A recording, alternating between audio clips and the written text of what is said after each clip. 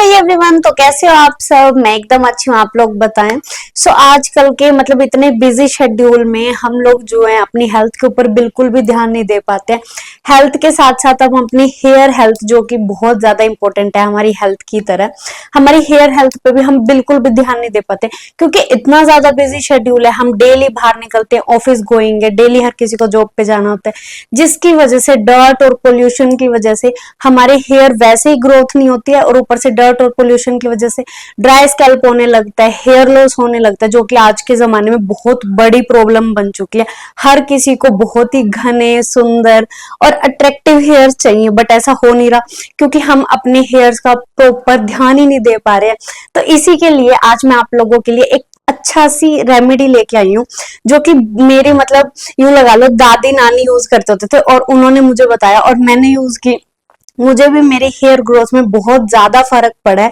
बहुत अच्छे हेयर्स हो जाते हैं, बहुत शाइनी हेयर्स हो जाते हैं, आपको खुद इम्प्रूवमेंट नजर आएगी। तो चलो बिना कुछ देरी करे सबसे पहले हम चलते हैं अपनी रेमेडी की ओर। सबसे पहले जो है आपको क्या लेना है, प्याज लेने हैं। जो जितना ऑयल बना रहे हैं आप उस हिसाब से ले सकते हैं। मैंने सबसे पहले 2 प्याज लिए थे, ठीक है।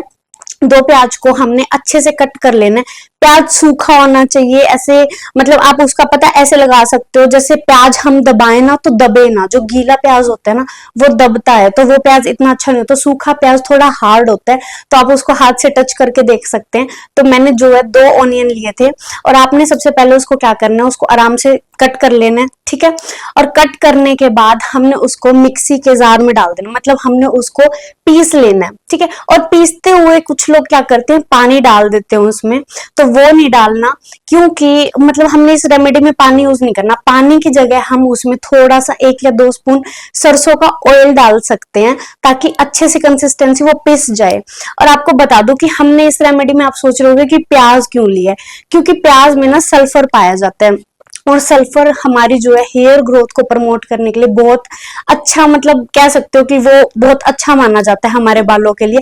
आपने ये देखा भी होगा, जैसे हम कभी कभार प्याज काटते हैं, कभी कभार तो क्या मतलब जो खाना बनाते हैं वो डेली काटते हैं, तो उनकी हमारी आंखों में से आंसू आने लगते हैं, तो वो ना उस सल्फर की वजह से ही होते हैं, और वो चीज ना हमारे बालों के लिए बहुत अच्छी होती है। तो इसलिए जो है हमने प्याज लिया।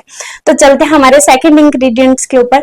जो सेकेंड इंग्रेडिएंट है वो हमारा है लहसुन, यानी कि गार्लिक। सब्जी नहीं बन रही है, रेमेडी बन रही है, सुनते जाओ। हमारे पास हमने लहसुन इसलिए लिया, लहसुन में सबसे पहले आपको बता दूं एक सिलेनियम पाया जाता है, ठीक है। सिलेनियम हमारे जो जैसे हेयर रूट्स होती है ना, वहां पे ड्राइनेस आ जाती है, जिसकी वजह से हमारे जो हेयर्स है ना वो बिल्कुल जड़ से टूटने लग जाते हैं। कईयों के आपने देखो पूरे पूरे ऐसे कैसे बाल निकल आते हैं। तो वो जो लहसुन है ना, ये यही काम करेगा कि उनकी रूट्स को ना बहुत एकदम से ना पकड़ के रख लेगा। उसकी लहसुन की वजह से ये सब होगा। तो हमने क्या करना है, जैसे ही हमारी प्याज थोड़ी सी पिसी, उसमें हमने थोड़ा सा सरसों का ऑयल डाल के पिसा था, उसके बीच में हमने ये लहसुन को भी डाल देना, और इन दोनों को अच्छे से बिल्कुल मिक्स कर लेना, मतलब पीस लेना, ठीक है। और उसके बाद हम चलते हैं हमारे थर्ड स्टेप पे। थर्ड स्टेप जो है हमने लेने हैं करी लीव्स, ठीक है। करी लीव्स को मैं हिंदी में भूल गई, मैं क्या नाम बोलते हैं वो, कड़ी पत्ता, हाँ कड़ी पत्ता। तो मैं करी लीव्स लेने हमने, और करी लीव्स मैं बताती हूँ आपको हमने क्यों लिया।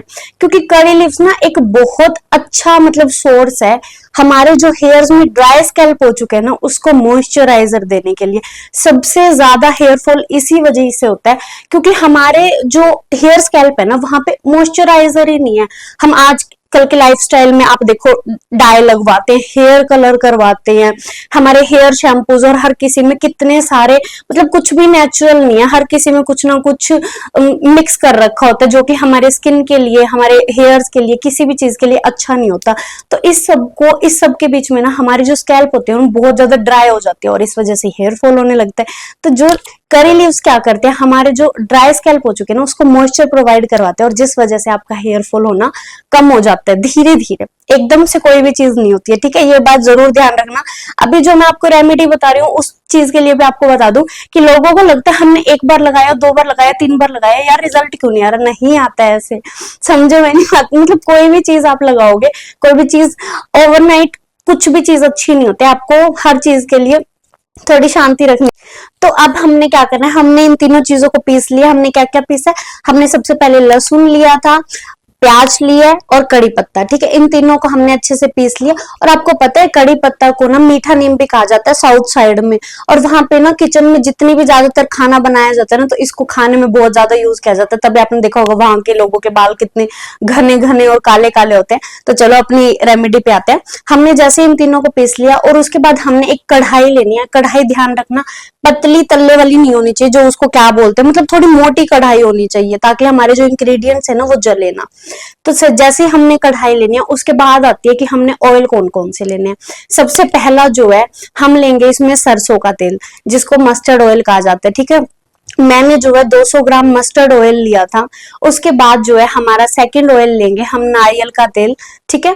और थर्ड जो हमारा इंग्रेडिएंट होएगा वो होएगा अरीड का तेल, मतलब जिसे कैस्टर ऑयल भी बोला जाता है। हमने इन तीनों को डाल लेना है, समझ में आया। जो सरसों का तेल है वो हमारा 200 ग्राम है, और जो नारियल का तेल और अरीड का तेल है वो 100 ग्राम लेना है। हमने इक्वल इक्वल थोड़ा ग्राम की क्वांटिटी बता दी आपको, ताकि आप कंफ्यूज ना हो। और जैसे ही हम उसको थोड़ा थोड़ा थोड़ा थोड़ा चलाएंगे, उसके बाद जो हमने अपना इन तीनों चीजों का मिक्सचर बनाया था ना, प्याज का, लहसुन का और कड़ी पत्तों का, वो हमने उस तेल में डाल देना। और उसको भी बिल्कुल एक बात ध्यान रखना, फ्लेम आपकी लो होनी चाहिए। हाई फ्लेम पे आपको ये ऑयल नहीं बनाना है। चाहे आपको 20 मिनट लग जाए, चाहे 30 मिनट लग जाए, आपको लो फ्लेम ही रखनी है, क्योंकि हमने अपना मसाला, मतलब मसाला कह रही हूँ, तेल है, वो बिल्कुल भी जलाना नहीं है, ठीक है। उसके बाद जो हमारे नेक्स्ट इंग्रेडिएंट है मसाला डालने के बाद, तो वो हम लेंगे मेथी दाना और कलौंजी। मेथी दाना हमने इसलिए लिया क्योंकि वो उसमें काफी अमाउंट में जो आपको आयरन और प्रोटीन मिल जाता है, जो कि हमारी हेयर ग्रोथ को प्रमोट करने में बहुत ज्यादा हेल्प करता है, ठीक है। तो अब बता देती हूँ कि इसको बनाना कैसे और कितनी देर में बनेगा। जैसे आपने ये सारी चीजें डाली, तो आपको सबसे पहले तो इसको हमेशा लो फ्लेम पे रखना है, हाई फ्लेम नहीं करनी है, जिससे कि हमारा तेल जल सकता है।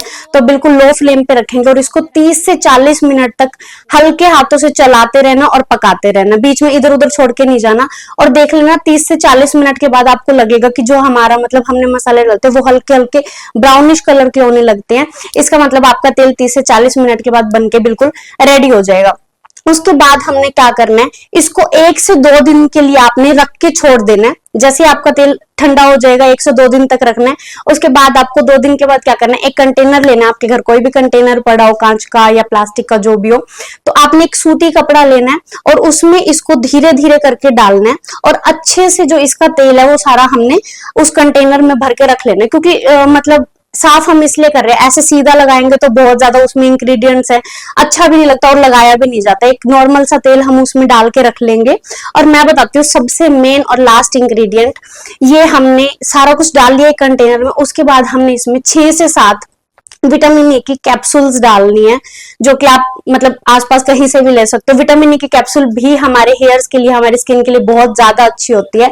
जैसे आप इसको डाल देंगे, और आपको लगाने का तरीका बता देती हूँ मैं इसको। आप इसको डेली नाइट में लगा के सो सकते हो, नाइट दिन में भी लगा सकते हो, बट नाइट में आपको पता है कोई भी चीज लगाते हो तो बहुत अच्छे रिजल्ट्स आपको मिलते हैं। लड़के अगर ये चीज देख रहे हैं, बॉयज वगैरह, तो वो तो डेली लगाए, मैं तो जरूर कहूंगी। इससे आपकी मतलब आपको खुद फील होने लगेगा कि हेयर टेक्सचर कितना ज्यादा आपका इंप्रूव हुआ है, हेयर ग्रोथ बढ़ गई है। और गर्ल्स मतलब जब भी हेयर वॉश हम करते हैं 3 दिन बाद, 4 दिन बाद, तो मैं कहूंगी आप ओवरनाइट इसको लगा के रखें और नेक्स्ट डे वॉश करें। और आप ये भी देखोगे कि आपको कोई भी कंडीशनर यूज करने की भी बिल्कुल जरूरत नहीं है। आप जब भी हेयर वॉश करोगे ना इस ऑयल को लगाने के बाद, आपको इतने ज्यादा अपने हेयर स्मूथ और अच्छे लगेंगे ना, सिल्की लगेंगे। तो आप खुद मेरे को कमेंट सेशन में आके बोलोगे कि हाँ यार बहुत अच्छा तुमने ऑयल बताया। तो चलो गाइज, मैं आपको हर चीज बता चुकी हूँ। इसको जरूर रेमेडी को घर पे ट्राई करना, अपने सबको लगाना, और जिनके भी हेयर फॉल हो रहे हैं उनके पास ये वीडियो शेयर कर देना, लाइक कर देना, कमेंट कर देना। मिलते हैं एक और नेक्स्ट अच्छी सी वीडियो में। Take care.